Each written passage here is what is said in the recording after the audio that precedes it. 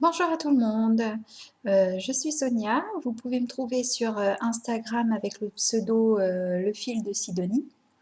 Aujourd'hui c'est mon troisième épisode de mon podcast créatif Couture Tricot. Donc on s'est vu il y a quelques semaines, j'avais l'intention de faire rapidement un épisode couture et puis les semaines passent vite, j'ai eu plein de choses à faire, je voulais terminer ma dernière cousette pour vous la présenter. Donc voilà, des fois on veut faire vite, mais c'est pas toujours possible avec les contraintes de la vie quotidienne. Donc me voilà aujourd'hui. J'aimerais vous remercier tout le monde, ceux qui me suivent sur YouTube. Je suis arrivée à 100 abonnés, donc je suis super contente. Qui l'aurait cru? Vraiment, je suis bluffée. Je pensais pas que ça allait plaire ce que je fais, donc je suis super contente, j'ai beaucoup de vues, vos commentaires me touchent énormément. C'est vraiment gentil, toutes, tous vos compliments, vos encouragements, ça me touche beaucoup. Merci beaucoup à tout le monde. Voilà. Comment dire, ces derniers temps, j'ai regardé pas mal de podcasts comme d'habitude. Donc, un des derniers que j'ai vu, c'est Atelier 292 avec son gros bidon. Elle va bientôt accueillir son petit bébé. Donc, je lui souhaite plein de bonheur, plein de belles choses. C'est que du bonheur, ça. Donc, il faut qu'elle profite à fond. Coucou. Les aiguilles du Nord aussi, Moira, je l'ai découvert d'ici peu parce qu'en fait je la connaissais pas, mais il y a plein de vidéos à regarder, beaucoup de choses intéressantes, donc je vais certainement en regarder d'autres. Voilà, c'est très sympa ces podcasts. Anne Nicolo aussi que j'ai découvert il n'y a pas longtemps. Coucou Anne. Et j'ai bien aimé le fait qu'elle nous montre des choses qu'elle avait refaites, notamment le manteau de sa grande tante, un manteau noir, elle a refait toute une doublure rouge, il est magnifique son manteau, puis une robe qu'elle a refaite avec un empiècement ici en Liberty avec un nœud. Euh, elle est très belle sa robe, elle est super belle. Donc voilà, et puis on a encore plein d'autres, quoi. Donc je suis super contente. Ce matin, j'ai participé à un tricoté pour la première fois. On m'a gentiment invitée. Donc merci, elles se reconnaîtront. J'ai vraiment apprécié le moment. C'est très enrichissant parce que j'ai pu aussi voir en vrai des vraies laines, des vraies laines, non, des belles laines que j'ai découvertes sur internet ou dans les podcasts, mais là que j'ai pu voir en vrai, notamment la Féfile. Donc des laines, c'est vrai que la Féfile c'est très joli, très doux. Lily Neige, il y en avait une qui avait une pelote de Lily Neige. Oh là là, mais c'est que du bonheur, hein. C'est doux, mais une douceur. J'ai jamais touché quelque chose d'aussi doux. Dedans, il y a du cachemire, de l'alpaga, de la soie, donc une douceur. Très très très très belle laine. Et puis voilà, voir tous les ouvrages de tout le monde. C'est voilà, super. J'ai passé une bonne matinée. Donc merci encore les filles. Voilà. J'aimerais aussi juste un petit clin d'œil. Coucou Léo. Il se reconnaîtra, le copain de mon fils qui me parle de mes podcasts couture tricot. Donc salut, salut. Voilà, donc on va commencer tout de suite l'épisode, notamment avec les projets anciens. Donc la dernière fois, je vous en ai présenté quelques-uns en tricot. Là, j'en ai aussi quelques-uns en couture. Je ne peux pas tout vous montrer parce que bon, je ne coupe pas depuis très longtemps non plus. Je suis désolée, vous entendez peut-être ma machine à laver qui sort derrière. J'espère qu'on ne l'entend pas beaucoup. Moi, je l'entends. Désolée si vous l'entendez. Et en fait, pour tout vous dire, là, c'est la deuxième fois que je tourne l'épisode. C'est-à-dire que tout à l'heure, en début d'après-midi, il y avait un soleil, une luminosité géniale. Je me suis dit, je vais tourner. Et à la fin de l'épisode, donc au bout de presque une heure, je me suis rendu compte que j'avais mal cliqué. Non, mais j'ai pas filmé. Pendant une heure, j'ai parlé pour rien.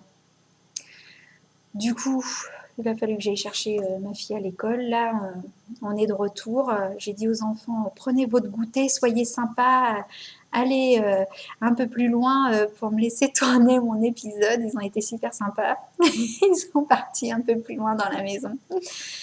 Donc, je retourne une deuxième fois. Bon, c'était le petit... Voilà, j'étais un petit peu énervée tout à l'heure, mais tout va bien.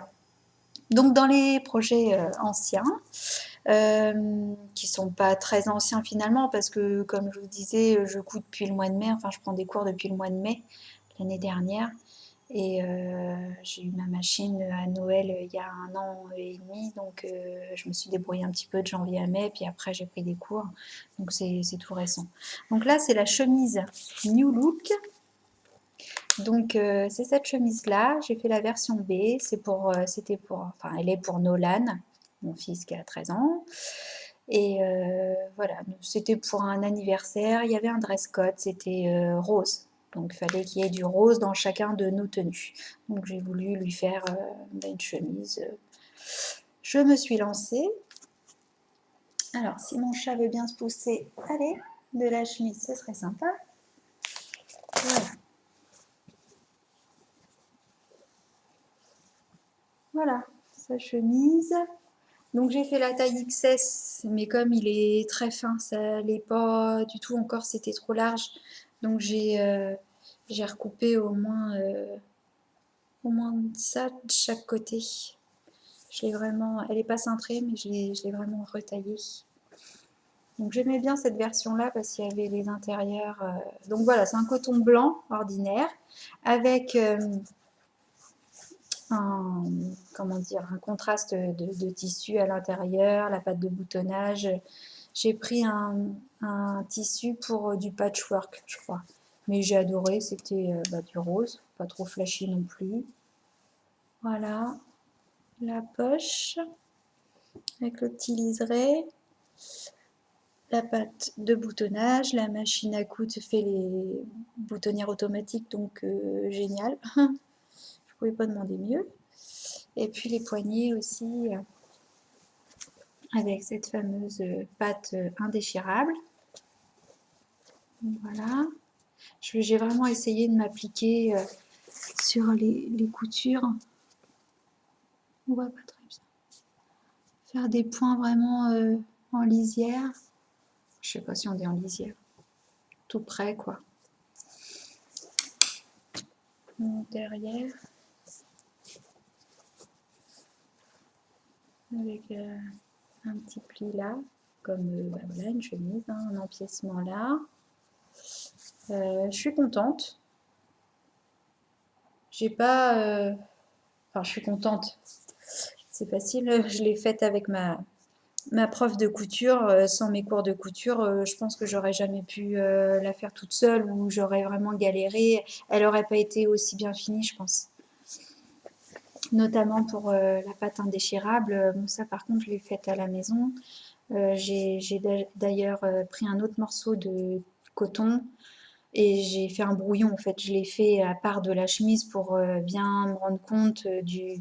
S'il y a un pliage à faire, il faut la retourner, faut le retourner, ça. Et vous cousez à l'intérieur, vous le retournez pour bien le mettre à l'extérieur. Enfin, il y a une manipulation à faire qui n'est pas si évidente que ça. J'ai galéré, j'ai réussi, j'ai pris mon temps, ça m'a pris des heures, mais c'est pas grave. Donc avec des plis quand même pour les poignets. Non, non, je suis contente. Il est content. Donc encore une fois, ce qu'il y avait, voilà, quand je lui ai montré le tissu, au début, quand je lui ai montré le rose, il me fait quoi, du rose? Oh là là!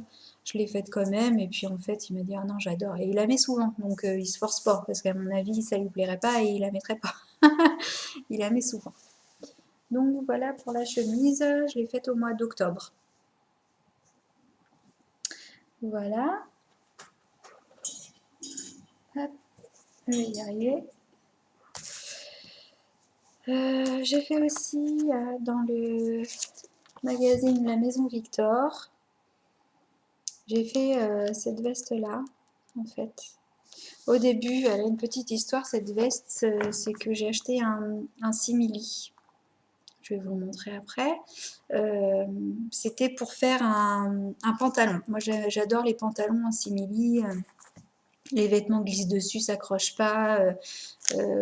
Voilà, j'adore ce style de pantalon, donc je voulais m'en faire un. J'en ai un noir, un marron. Voilà, là j'étais partie sur un vieux rose.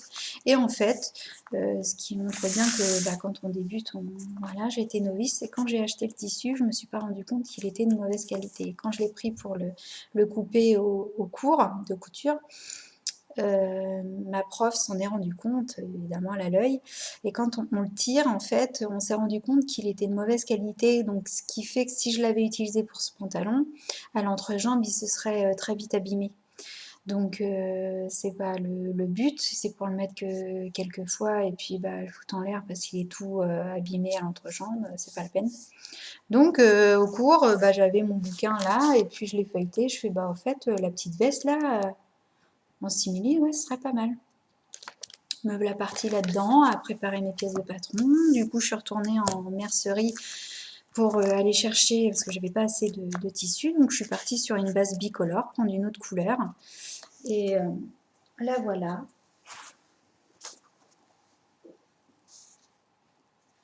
Hop. La voilà. Donc, c'est mes vieux roses. Et j'ai repris un gris. Du coup, elle avait aussi la mercière du tissu, un beau Liberty qui allait avec en coordonnées. Donc c'est du Liberty rose avec du gris. J'ai adoré, j'aime bien les fleurs. Donc je suis partie là-dessus. Et en fait, je vais vous montrer une partie du rose. Voyez.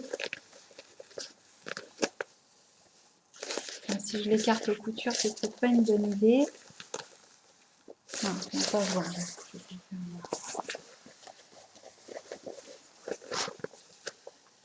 Vous voyez, quand je les tire, on voit les marbrures. Voilà, on les voit les marbrures. Vous voyez, ça fait comme des vergetures. Hein. Ça fait tout marbré. Voilà, donc ce qui prouvait bien qu'il n'était pas... Et par contre, le gris que j'ai eu dans la mercerie chez la mercière, qui est vraiment de meilleure qualité, il ne le fait pas du tout, le sien. Comme quoi, ça dépend vraiment de la marque. Le sien, on a beau tirer, ça ne le faisait pas. À la limite, j'aurais eu ça pour mon pantalon, bah, je l'aurais fait, quoi. Donc, ça m'a servi quand même, parce que je me dis que si un jour je veux en racheter, j'étirerai le tissu avant de l'acheter pour voir ce que ça donne. Au niveau difficulté, c'est des grands morceaux, en fait, un côté avec une parmenture qui part sur le côté, le demi du col, en fait. À la base, ce modèle, le modèle, il n'était pas doublé.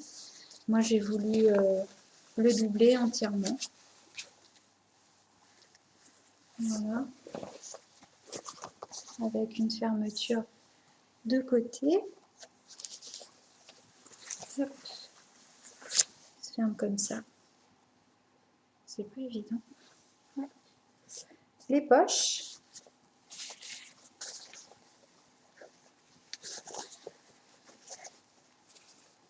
En Liberty. Et puis, alors je vais vous montrer quelques photos du magazine.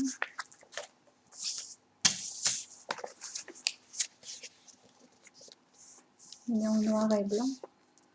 Voilà. Donc on voit que là aussi, vous voyez, il y avait les bicolores aussi là. Il y a une autre photo. Voilà.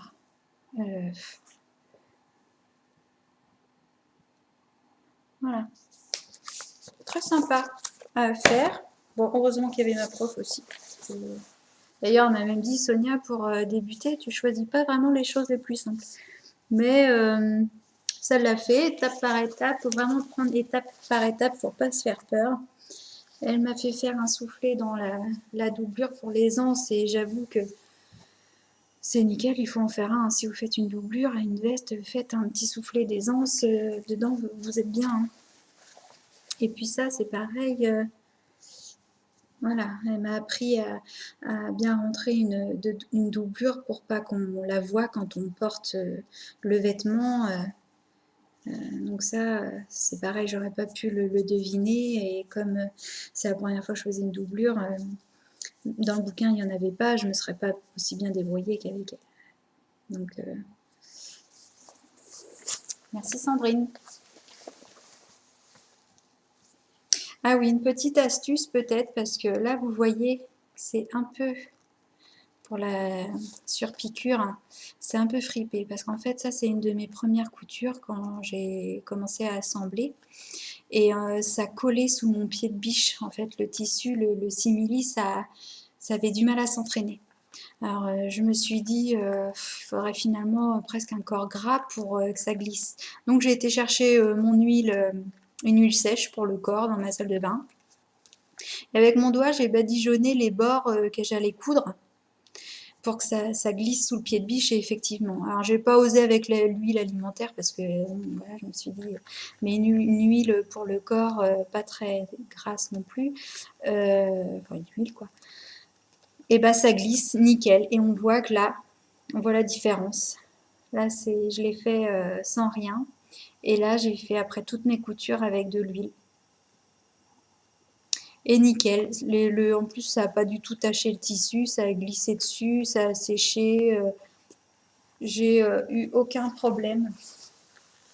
Je pense que si voilà, j'avais pas trouvé cette petite astuce, je me serais galérée à coudre, ça aurait été moche, ça aurait été vilain. Le fait que ça fripe, là, du coup, ça a glissé tout seul. Voilà pour la veste Victor. Après aussi, dans le même catalogue, donc ça a été le premier vêtement que j'ai cousu. Ça a été pour Amandine, je lui ai fait la robe Birdie. J'ai craqué sur cette petite robe.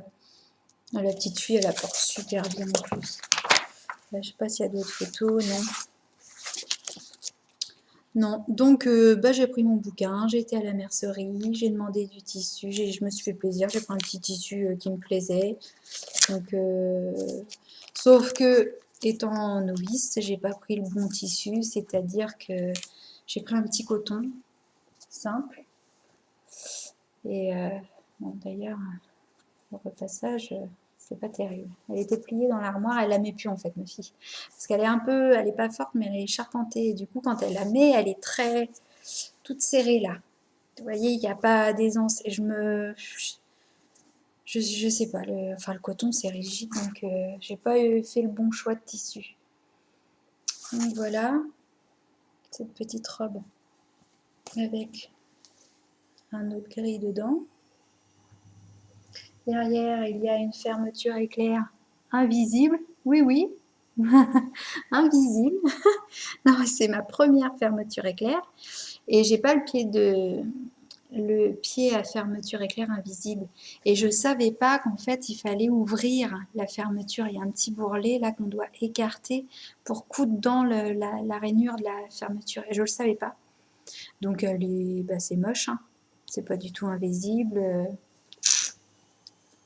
C'est moche, mais là, ça me saute aux yeux qu'au moment où je l'ai fait, j'étais tellement fière de moi d'avoir fait cette robe sans cours, sans rien, que je la trouvais belle. Enfin, je la trouve toujours jolie, mais c'est les débuts, quoi. La petite robe Birdie. Sympa à faire. Et puis bien expliqué. J'ai pas trop galéré. Alors, voilà pour la maison Victor. Après, j'ai fait Amandine aussi. Une tunique. Alors, c'était dans le octobre. Voilà. J'adore ces livres. Je les trouve... il y a des bons petits modèles modernes pour les enfants, des beaux tissus. J'ai adoré. Donc j'ai fait celle-ci. Donc il y a un empiècement ici et rempli de fronce autour. Et pour l'été, c'est très léger, c'est frais, c'est... ouais, j'ai craqué. J'ai fait celle-là.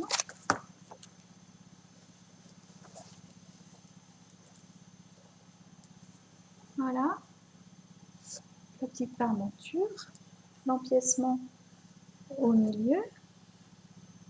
On voit pas très bien, mais voilà, il est là, avec une couture là. Les fronces, bien expliqué, j'ai pas galéré du tout. Donc elle est large, mais ça fait une petite tunique loose là, vous savez. La fermeture, qui est mieux posée, elle n'est pas invisible, c'est pas une fermeture invisible, mais elle est mieux posée que la première. Et bah, ça, je vous conseille, c'est tout léger, c'est super, c'est agréable, je pense, à porter. Donc elle l'a mise, elle l'a pas mal mise l'été dernier, celle-ci j'ai fait l'été dernier. Voilà pour la robe, la petite tunique. Voilà pour Amandine. Je voulais vous parler aussi de ça. Hop, oh. Jeu de fil. C'est un bouquin que j'ai trouvé en maison de la presse. Il y a vraiment des sacs sympas à faire dedans. Donc j'en ai fait un. Celui-ci. Il a une bonne forme parce qu'il est large au fond du sac. On en met vraiment beaucoup. Comme il est simple à faire, je veux dire, les gabarits, c'est voilà, plus ou moins carré, rectangle. Je pense que c'est facile de l'agrandir si on le souhaite en fait. Voilà.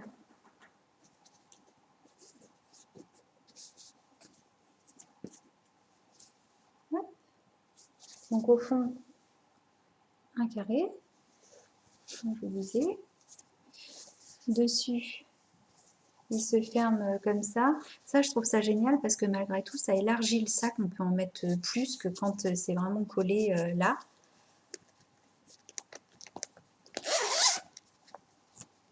Dedans, je l'ai fait comme ça. Avec sa poche.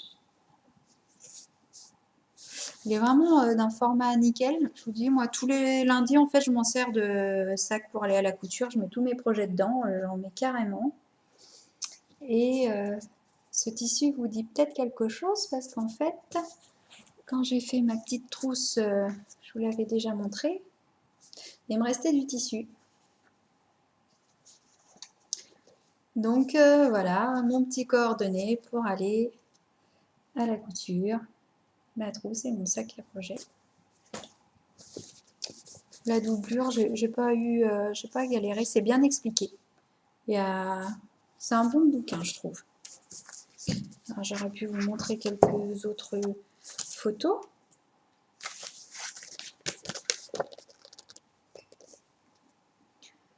Voilà, tout sympa aussi.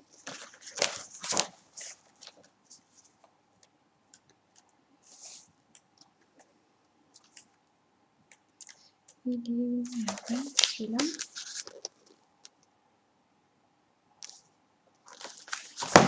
Il y avait un rouge aussi qui était beau.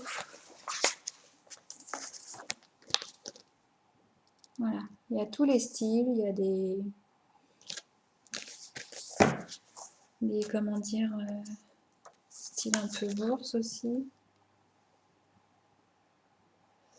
Voilà, bien illustré, des belles pages, des explications claires. Voilà, je suis pas déçue.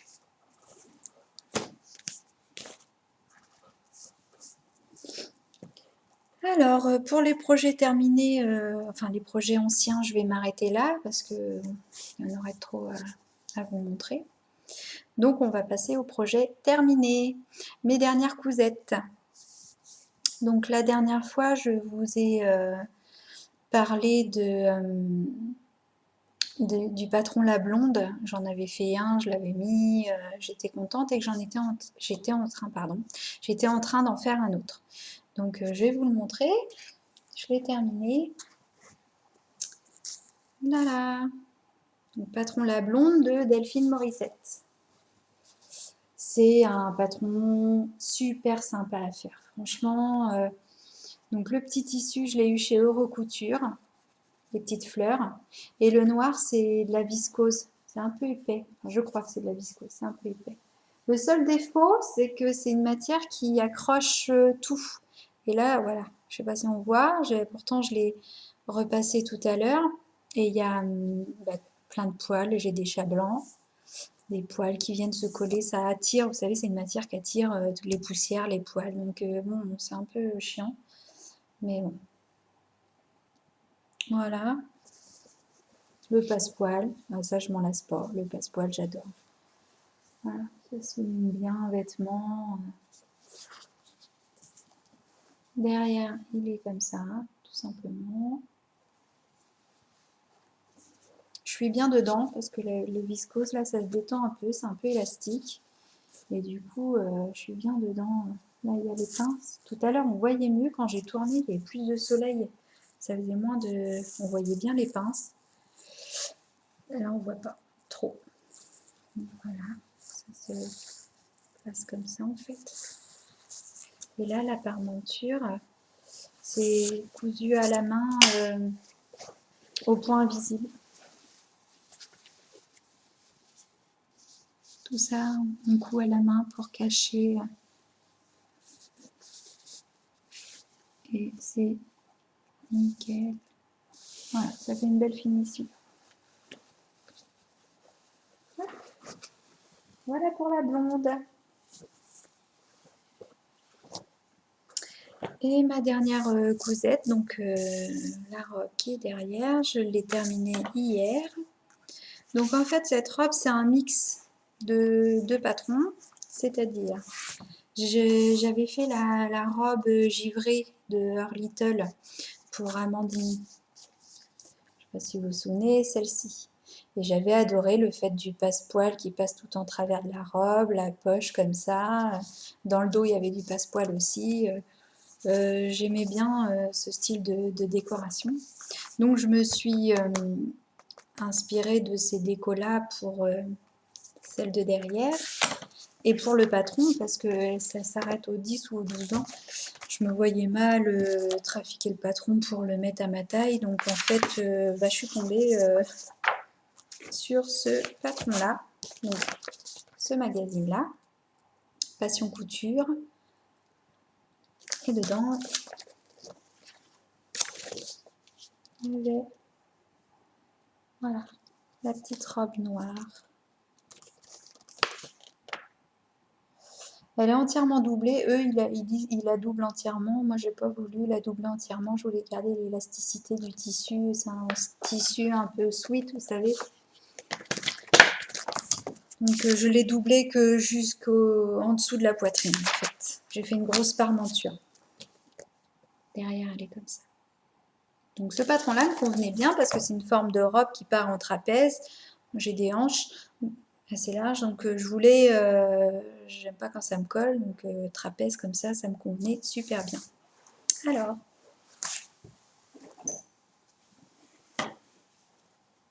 je vais vous la montrer debout peut-être.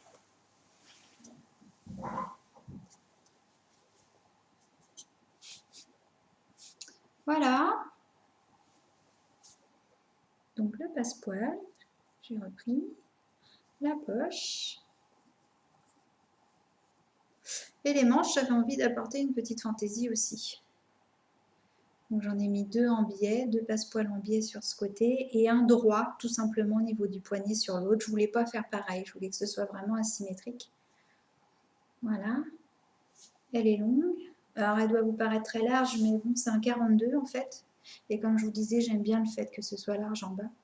Par contre, je l'ai rallongée. Elle était à ce niveau-là. Mais pour moi, c'était trop court. Si je veux la mettre pour travailler, je me baisse souvent, j'ai le contact avec la clientèle. Bref, moi j'aime bien que mes robes arrivent au niveau du genou. Pas trop au-dessus en fait. Donc je l'ai rallongée de 8 cm. Et derrière, donc le petit bouton.